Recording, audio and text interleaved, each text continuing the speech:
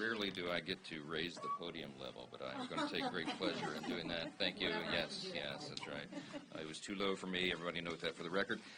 Hey, good morning. Glad to have you all here. It's a very, very busy week on Capitol Hill, as you know. We had a great boost of excitement in the Republican conference meeting this morning. We welcomed our two new members from Florida. We were delighted to win those seats handily, and so Congressman Jimmy Petronas and Randy Fine join us. We got them on their committees, and they are joining the team. That team is going to be very busy, as you heard, the recount of sort of what we're going to be working on over the next few days here. Between now and Thursday, the House is going to pass some really important legislation. We'll ensure that only American citizens decide American elections, as you heard. We're going to prevent activist judges from issuing these unconstitutional nationwide injunctions and legislating from the bench, which has become a real problem. And we're going to roll back two burdensome Biden-era CFPB rules. This is all common sense issues, and they're things that make sense to the American people. Let me talk about the SAVE Act very briefly. You've heard some about this already. Polling shows that nearly 90% of the American people believe that proof of citizenship should be required to vote. There are few issues in American politics that enjoy that level of bipartisan support.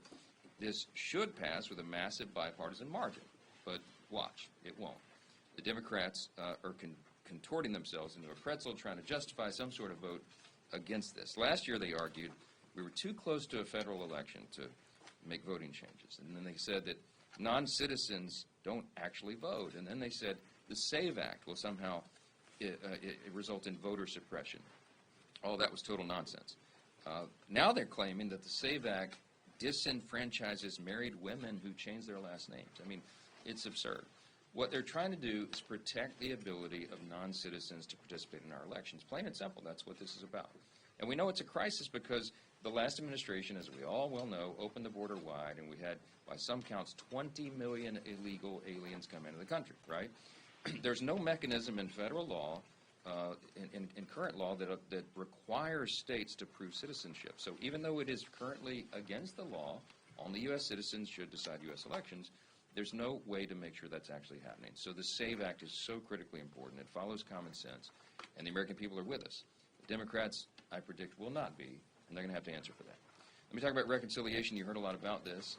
This is the mechanism that we have to advance the Trump agenda in a big way and deliver results to the American people, all those who voted for these big changes.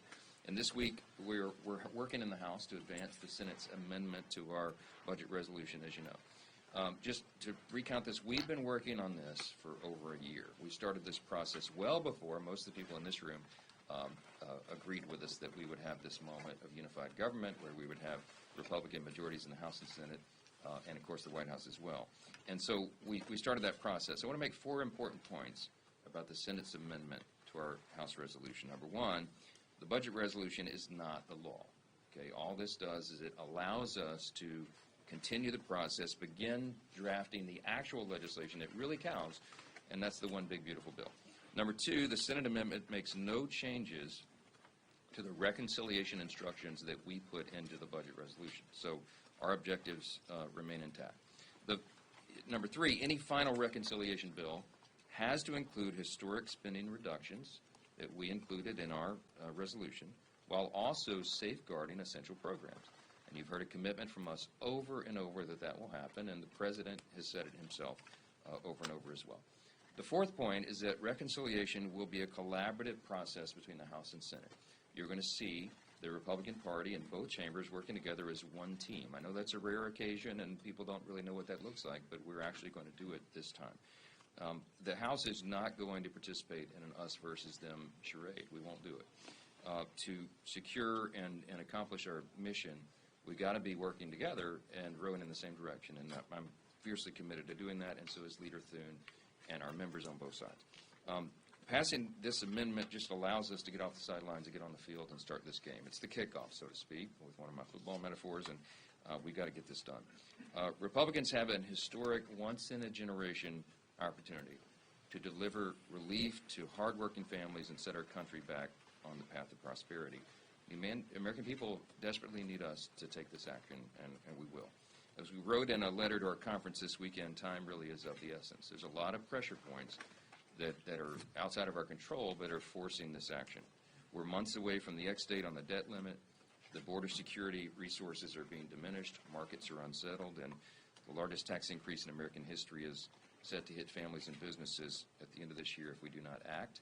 And for all those reasons, we have no luxury of complacency, and we really don't have time to dither on this thing. So we'll be moving that forward, and you'll see that action this week. Okay, with that.